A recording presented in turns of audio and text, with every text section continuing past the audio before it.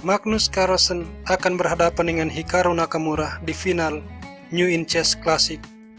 Hari ini Carlsen berhasil menang 3-1 atas Aronian, sementara Hikaru Nakamura harus berjuang ekstra setelah di semifinal hari kedua dihajar 3-0 oleh Mamediyarov sebelum akhirnya menang 2-1 di babak tambahan.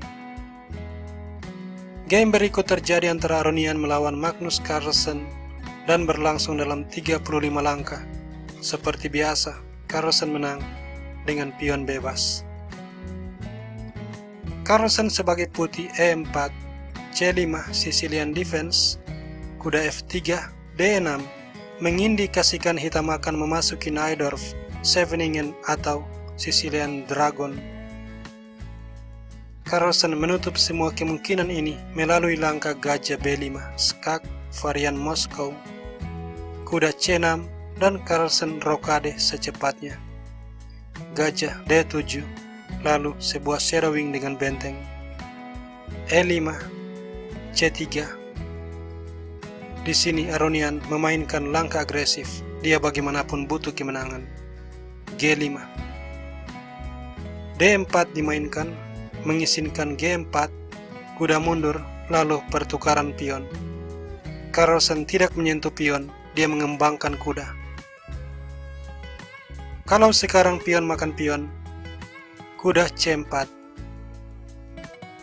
A6, gajah makan kuda, gajah makan, lalu menteri D3, pion makan, gajah makan pion, F6 dan benteng D1. Putih tertinggal 2 pion, tapi seluruh perwiranya aktif dan Raja Hitam masih berada di tengah. Dia punya kompensasi yang sangat besar. Jadi Aronian tidak memasuki varian ini. Dia melangkah menteri F6, bersiap untuk mengamankan raja ke sayap menteri. Carlsen menukar pion, pion makan, kemudian sebuah pengorbanan E5. Pion makan diikuti kuda C4. Aronian rokade, gajah makan kuda, gajah makan, kuda makan pion, mengancam eliminasi gajah terang yang sangat aktif. Sebab itu gajah D5. Ini mengizinkan menteri makan pion skak, menyamakan jumlah pion. Menteri E6 menutup skak sambil menawarkan pertukaran dan Carlsen menerima pertukaran. Gajah makan, dilanjutkan kuda F3. Gajah B4, benteng ke D1, ancaman terhadap pion. Benteng D5, gajah F4. Setelah gajah ke C5 mempertahankan pion, benteng C1, sebuah shadowing. Dan kalau Anda perhatikan, Carlsen berhasil mengaktifkan seluruh perwiranya sementara kuda dan benteng Aronian masih diparkir.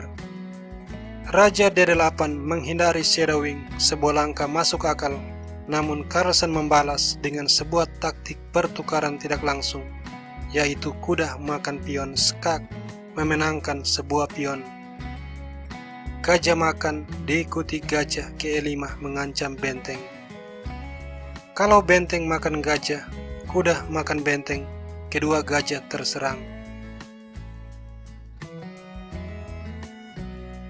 Jadi kuda ke E7 dimainkan, gajah makan benteng, Carlsen unggul 1 pion dan juga punya 2 benteng. Di sini kuda ke C6, sebuah langkah yang kembali mengizinkan sebuah taktik dari Carlsen. Kali ini undermining yang dikombinasikan dengan pertukaran pengorbanan dengan tujuan memenangkan pion D dan unggul 2 pion. Carlsen melangkah, benteng makan gajah. Setelah benteng makan, kuda makan pion, ancaman serangan discovery. Raja C7, lalu kuda makan kuda, raja makan, mengancam pion, A3. Carlsen unggul 2 pion, dan Aronian melihat bahwa gajah yang tersisa adalah gajah beda warna. Karena itu, Dia dengan berani menawarkan pertukaran benteng, berusaha untuk menghidupkan kemungkinan remis. Carlsen menerima pertukaran. Raja makan, kemudian F3. Raja C4, Raja F2, Raja D3, gajah ke C3. B5, dan sekarang karena Carlsen punya pion mayoritas 3-1 di sayap menteri, jadi dia akan berusaha menciptakan 2 pion bebas. Kalau dia berhasil, dia akan menang. G4 dimainkan. A6, Raja G3, Raja E3, F4, Raja E4, F5, H5. Berharap pion makan, raja makan, dan remis tidak terhindarkan. Carlsen tentunya tidak memakan pion, dia melangkah H3. Sesudah pertukaran pion, pion makan, Carlsen menciptakan 2 pion bebas, dan Aronian menyerah, sebab 2 pion bebas terlalu banyak.